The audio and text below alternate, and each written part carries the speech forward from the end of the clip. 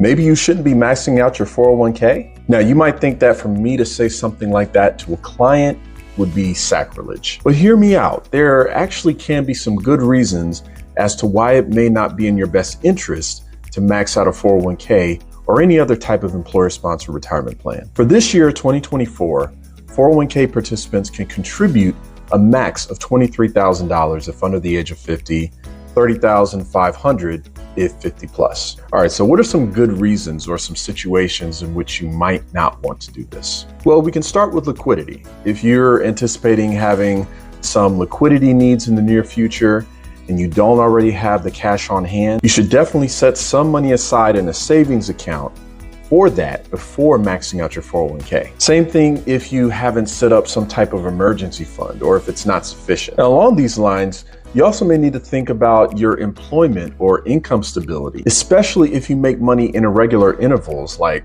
large commissions or bonuses. Or maybe you have a seasonal business where the majority of the income comes in during certain times of the year. You got to be sure to plan accordingly around that before max funding a 401k. I've had clients in this situation that will wait until the end of the year to do their retirement plan funding, just to make sure there's no cash crunch during the lean months. Next on the list is high interest debt. If you have the means to max out your 401k, you have the means to put together a plan to aggressively get rid of that type of debt. Next, and I've seen this before, coordination of benefits. Say there's a married couple where each spouse has a 401k plan, one spouse is max funding theirs, and the other spouse is not contributing enough to their plan to get their full employer match. Well, they're missing out on free money. They should reallocate some of those funds to that other spouse's 401k, at least enough for that other spouse to receive their full employer match. Next, you want to make sure that you have all the other financial planning basis covered sufficiently before going all in with the 401k funding. So if you've had significant life changes like marriage, birth of a child, moved into a new house with a new mortgage, or, and I see this all the time, career progressions, promotions.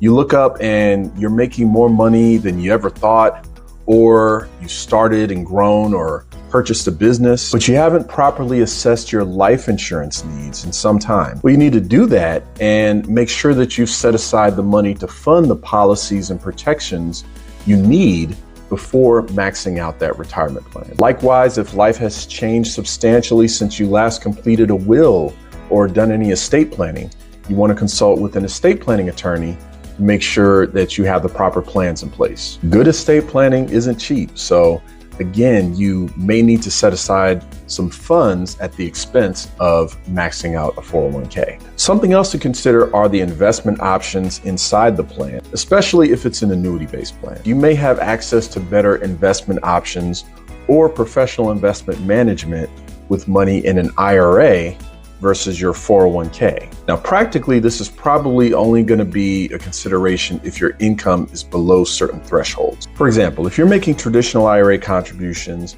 you're getting the tax deductions that come with that. And in 2024, as a participant in a 401k, you can only deduct some or all of your traditional IRA contributions if your income is below $87,000 if single or $143,000 if married filing jointly. Likewise, you can only make at least partial direct Roth IRA contributions if your income is below $146,000 if single or $230,000 if married filing jointly. So if either of those situations apply, then it could be worthwhile to redirect funds from your 401k to fund an IRA to take advantage of better investment options. And then lastly, look, if you're blessed to be in a position where you've saved enough and are well on track to meet your financial independence goals, or maybe you're already there, then it may be worth doing some examining of your life to see if resources could be better allocated elsewhere. You could invest in your physical and mental health, time and vacations with those you love,